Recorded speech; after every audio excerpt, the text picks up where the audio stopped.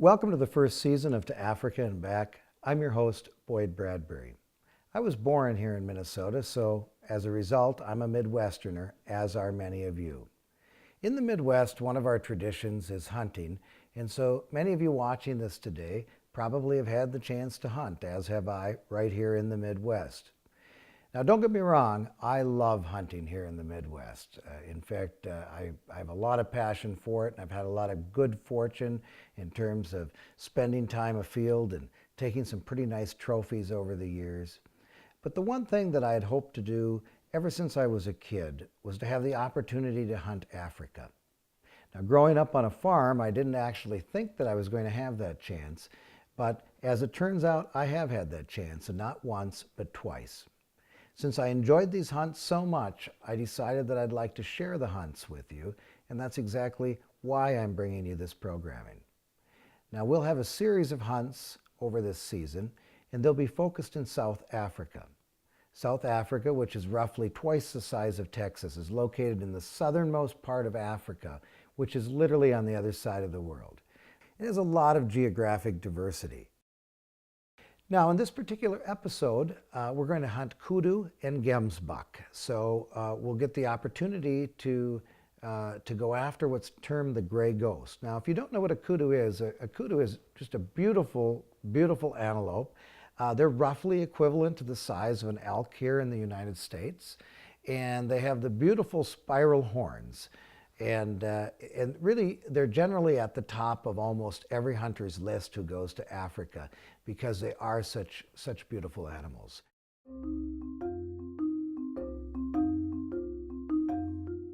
And one of the first things you have to do is to go to the range. There's no question about it.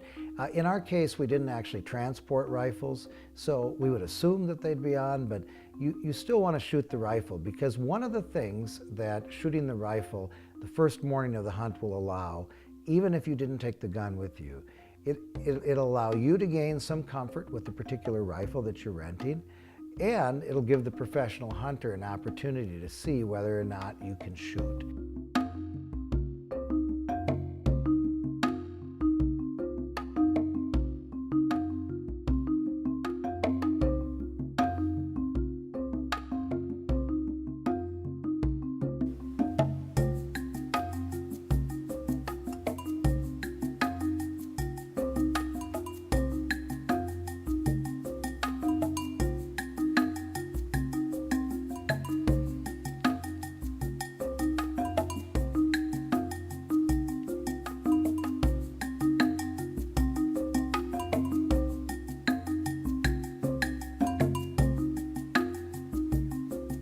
On the first morning of the hunt, we headed to an area that we thought would hold some kudu, and we started out with a bit of a hike that morning to get to a good vantage point.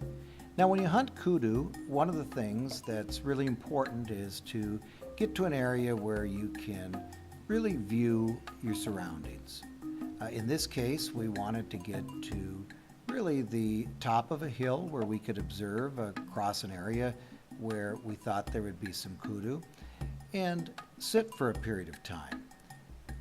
As with a lot of hunting, you have to be patient. Animals just don't magically appear. It takes time for them to naturally show up, and that was the case with the kudu as well. And it started out with just a single kudu cow, but over the period of an hour or so, other kudu joined that particular cow, including some smaller bulls. Now, we didn't find any bulls that were really the caliber of what we wanted to take on that particular afternoon, but we certainly were entertained watching them.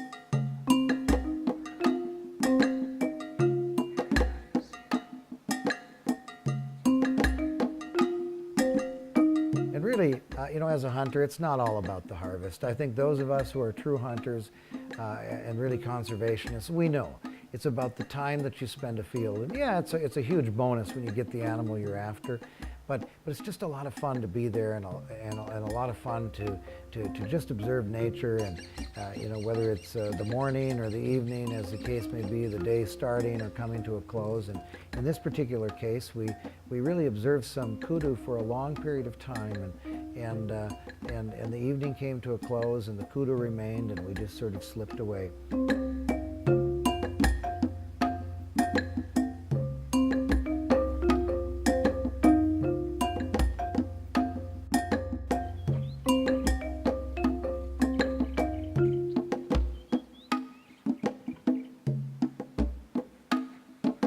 Now, since we didn't find a kudu on the first day of hunting, at least not one that we wanted to take, we headed afield the next morning bright and early, and decided to try a fairly mountainous region where kudu were, or we hoped they were anyway. And we set up similar to a deer drive here back home. We set up at a vantage point that we thought would be a good vantage point. We were up a bit high, and we thought that perhaps some kudu would be driven by there. And what you do in Africa is you send the trackers out, and just as we would do, as I say, with a deer drive here, you send the trackers out far enough and you have them sweep through the bush. And the idea is that they'll push that kudu past you. And in this particular case, on this particular day, it worked out really well for me, because not only did I have one nice kudu bull come out, but within just 5 minutes, I had two nice kudu bull come out. So for any of you who have ever been in that situation where you have the opportunity to shoot an animal, and you do, in fact, some of you may have had the situation where you shoot a buck that you think is a nice buck, and an even bigger one comes by a little bit later, and you only have one tag in your pocket. The beauty of Africa oftentimes is that you can have multiple tags. And in this case, that's exactly what happened on this drive, that we had two nice kudu within 5 minutes come out, and I had to make a decision. Did I want two kudu or one kudu? Because I had success with the first one, as you'll see, and then I had to make a choice on the second kudu as well. And even though we all like one-shot kills, sometimes it takes more than one shot, as was the case with both of these kudu bulls.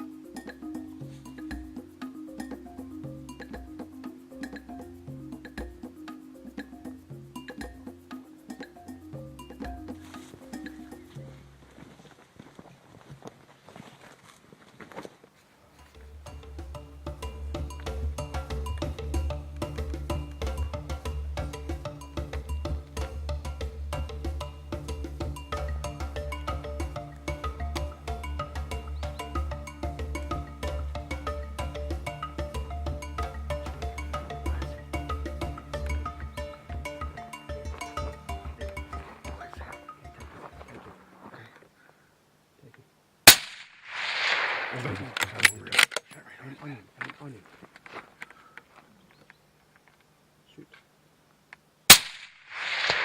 Yeah, you could hit him, but I'm bad to hit him. I can do it off my knees. I can do it off my knees. Tell me what you I see.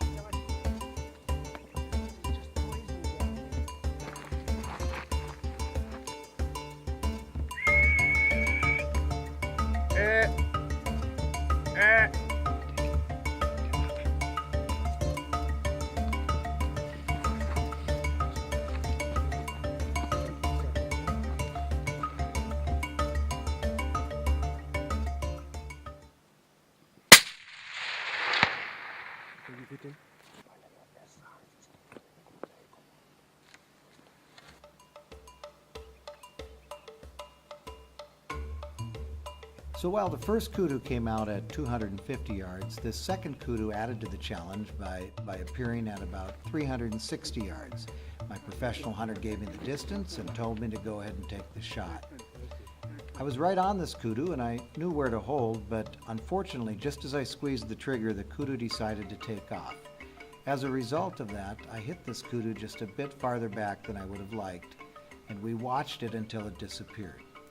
My professional hunter had a pretty good idea as to where the kudu was headed, and so we had to head uphill to a better vantage point, and we were very fortunate to come across him on the other side of the ridge, and I downed him quickly. Yeah, take it.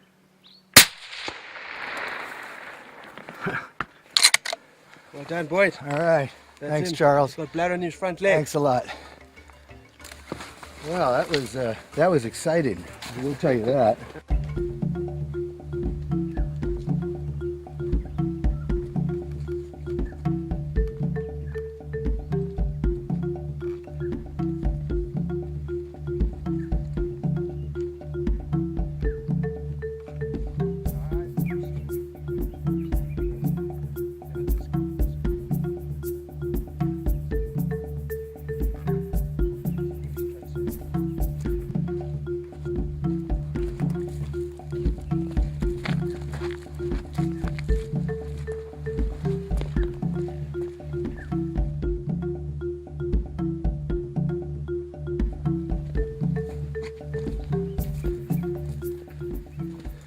Well done, boy. Thank you, Charles. Appreciate it. It's a nice bull, that. Look at that. Thank you. That's a exceptionally good bull. Hold him up like that. Let me have a look in the front. You bet. That's a good bull. Very good.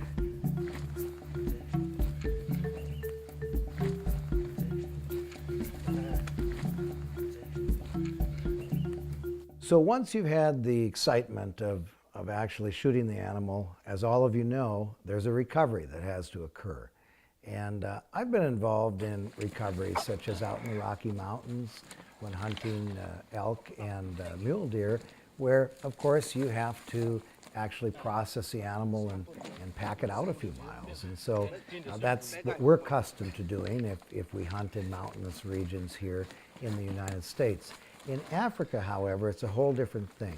The animal isn't actually processed on site. The animal is taken out whole. So now you can imagine when you have a 500-pound kudu, just what the challenge would be, particularly if wherever they fall is in a bad spot, a bad location, to get a kudu out. Well, that's exactly what the case was with one of these kudu. It took a great deal of effort to get the kudu out, and it really took a lot of people to make it happen. So it's fascinating to watch just how all the trackers work together in order to get out an animal of this size and get it back to the Land Rover.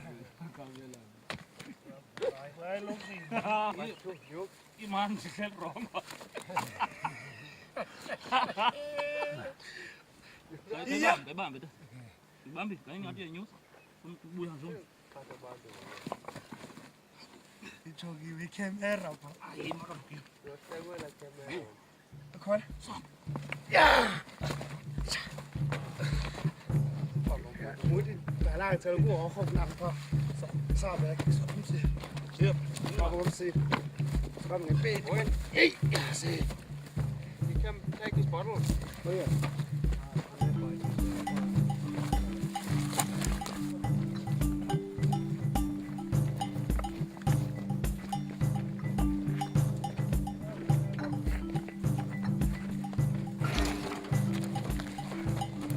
They're not a person.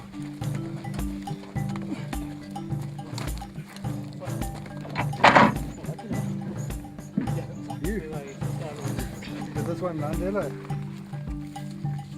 Well done, boys. Great, thank you very much, Charles. 2 kudu in about 5 minutes. 5 minutes. Yeah, that's a good bull as well. It's very big. It's nice and deep. Nice. Also real good bull that. Well done, man. Great, excellent.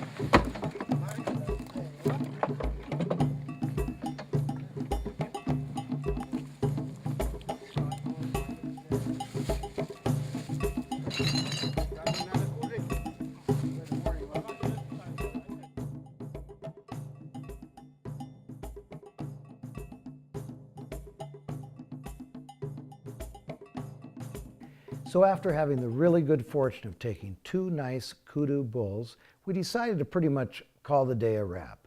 The next day, however, though, we headed out on a hunt that I had really been looking forward to, and that was for a gemsbuck. Now, gemsbuck, otherwise known as an oryx, is just a beautiful, beautiful animal. In fact, it's one I had really high up on my list when I went to Africa. A gemsbuck does not look like a kudu. Although kudus are beautiful, the gemsbuck is a very different type of animal. Rather than having spiral horns, as the kudu have, the gemsbuck have straight horns. And they have beautiful markings, colorations, both on their face and on their body. They're still a large animal, however, and so they are similar to the kudu in that respect. In order to hunt gemsbuck, though, because as I mentioned earlier, South Africa is really a geographically diverse country, we had to head to another region of South Africa. Gemsbuck don't live in the same sort of mountainous bush type areas where you'll find the kudu. They live more in what's called the Karoo. Now the Karoo is a part of South Africa that really is very grassy. It to some extent and plains-like. It's similar to what we would find in the prairie regions here in the Midwest. And so we headed north, about 4 hours north from where we hunted the kudu. And even though it took a long time to get up there, it really was worth it. We had a nice time visiting along the way. We were able to see how the geography changed. And we got out and stretched our legs a little bit and took in a local shop and such, just to see how things were a little bit different. Once we arrived, though, to the actual site where we were going to hunt, the first thing, which is pretty much always the case, can you find the animals?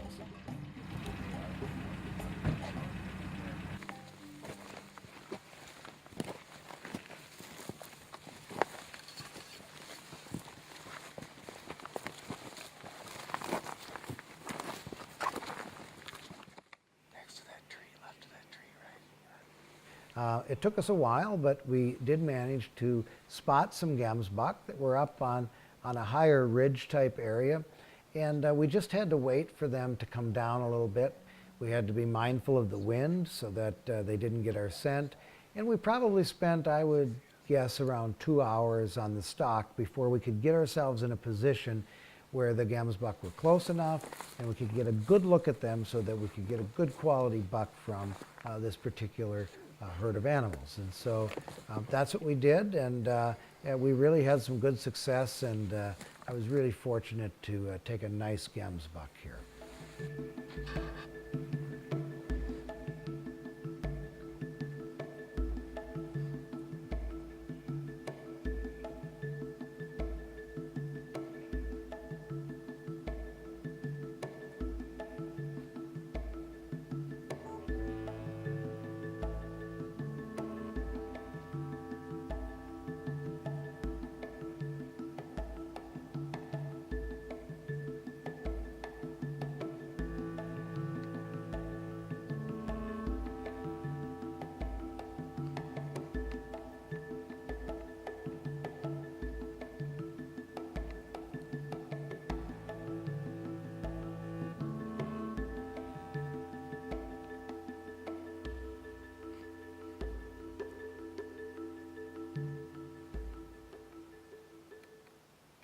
Right now, he's moved.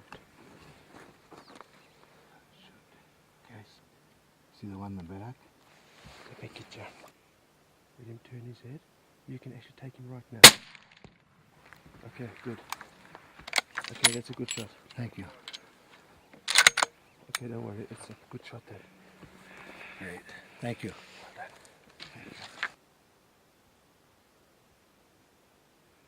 Well done, Boyd. Hey, It looked thanks like a very good much, shot. Charles. It's Good glad. ball Thank you. over. It's perfect. Right there on the shoulder. Thank you. Perfect. Great. Let me just. Okay.